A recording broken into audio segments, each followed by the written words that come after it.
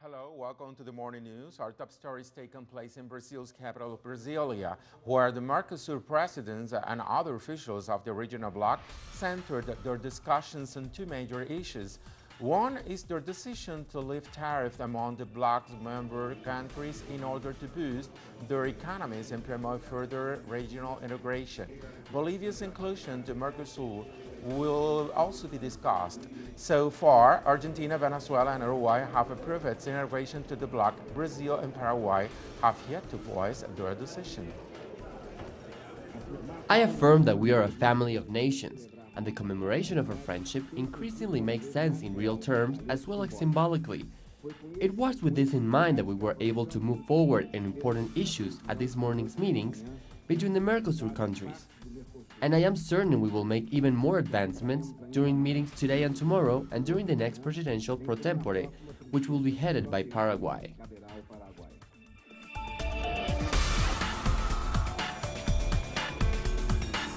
Our correspondent in Buenos Aires, Leo Poblete, has been covering Bolivian President Evo Morales' visit to Argentina.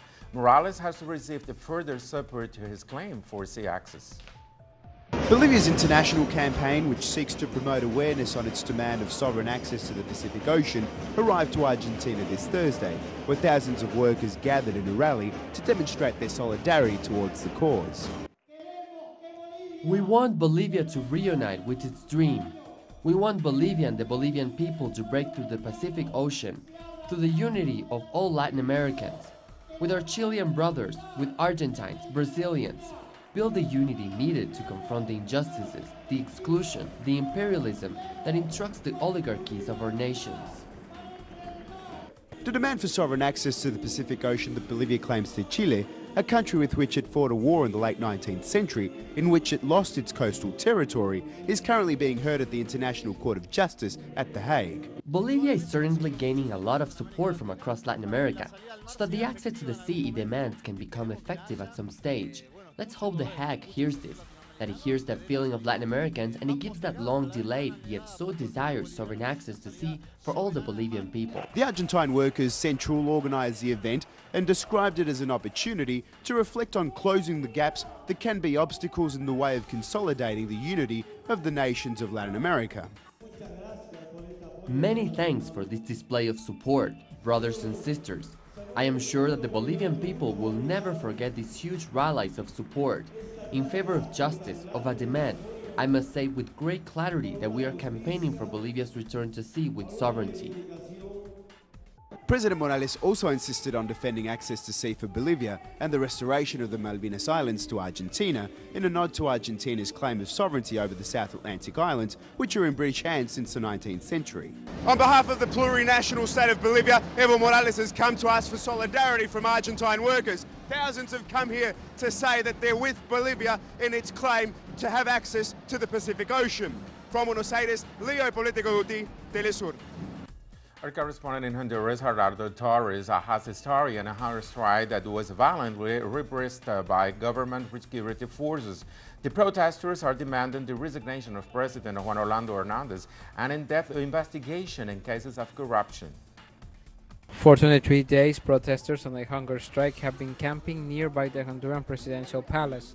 They recently tried to move to the entrance of the palace, but were violently repressed by the police and the military. Wilfredo Mendez is a human rights defender and member of the hunger strike. He explains what happened. We decided to go to the People's House not to ask for a negotiation with the president, but to demand concrete actions following the petition of the outrage movement or indignados to a corrupt government.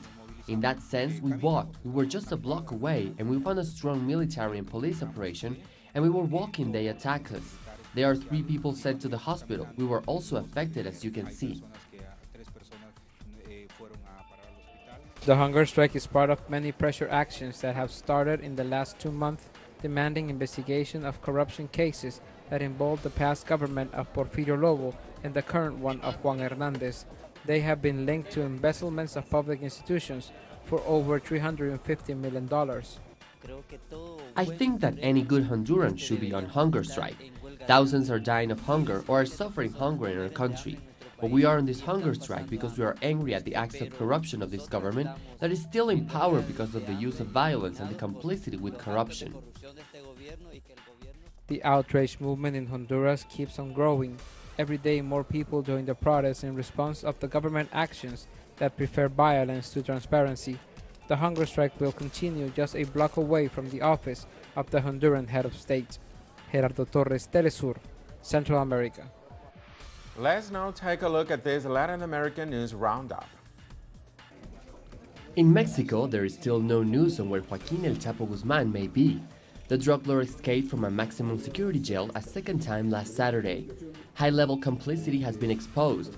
The Minister of the Interior, Miguel Ángel Osorio, claimed people in government have betrayed the trust of President Enrique Peña Nieto's administration and the society. He said it took prison guards about 18 minutes to react to Guzmán's escape. He also revealed one guard was assigned exclusively to watch over El Chapo around the clock.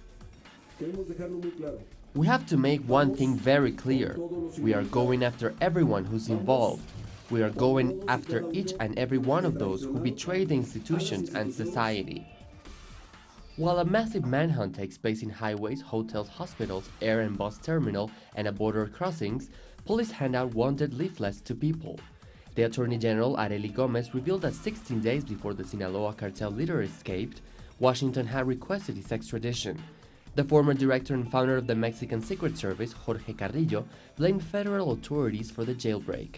But due to a lack of security intelligence, a lack of professionalism from the jail personnel, and a terrible, intense, massive, maybe immeasurable propensity to corruption.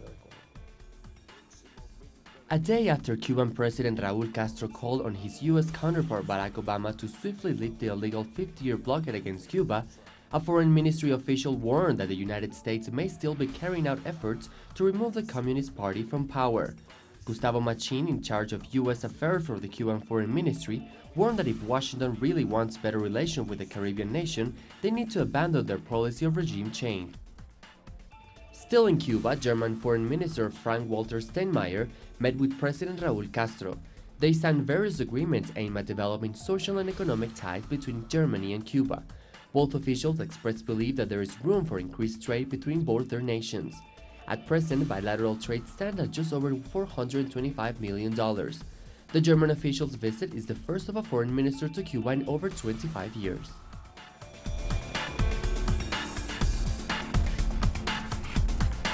Now to world news. In the United States, a tragedy has unfolded. A Kuwaiti gunman identified as Mohammed Youssef Abdulaziz attacked two military bases in Chattanooga, Tennessee.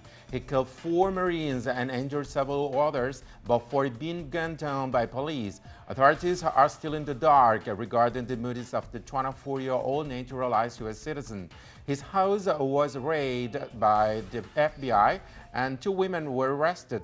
There is no information as to their connection with the gunman. Good evening. This has obviously been a horrible day for Chattanooga and a tragic day for all of Tennessee, and wanted to be here to express my sorrow and sympathy for the families and everyone else involved. The director of the International Monetary Fund, Christine Lagarde, said that the IMF could participate in the Greece debt relief deal if a complete package for the country's economic recovery was put together. According to Lagarde, this package needs to make Greece's debt sustainable and allow it to get its funding from financial markets. Basically, she called for a restructuring of Greece's debt to ease the burden on the country. Various terms and conditions can be used. Budgetary transfers, but that seems to be out of the question. An outright write-off of the debt, that also seems to be out of the question. The other way being to significantly extend loan maturities, extend the grace period, that's the period while no reimbursement is made, and reduce interest charged as much as possible. Greek Prime Minister Alexis Tsipras arrived at his Central Athens office amid speculation that he was soon to announce a government reshuffle after facing a major vote from within his governance Syriza party during a parliamentary vote on the Eurozone bailout agreement. And in the meantime, the government has announced that banks in the country will reopen next Monday after 3 weeks shutdown for kerosene control. ATM withdrawals will still be limited to 60 euros a day. This is close to $70.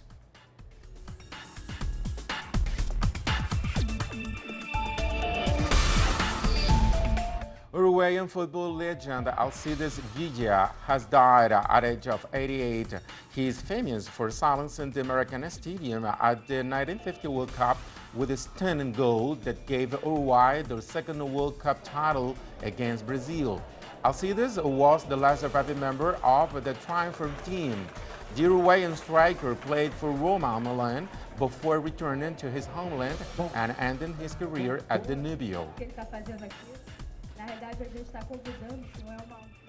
More on these on our website, telesurtv.net/English. Thanks for watching and have a good weekend.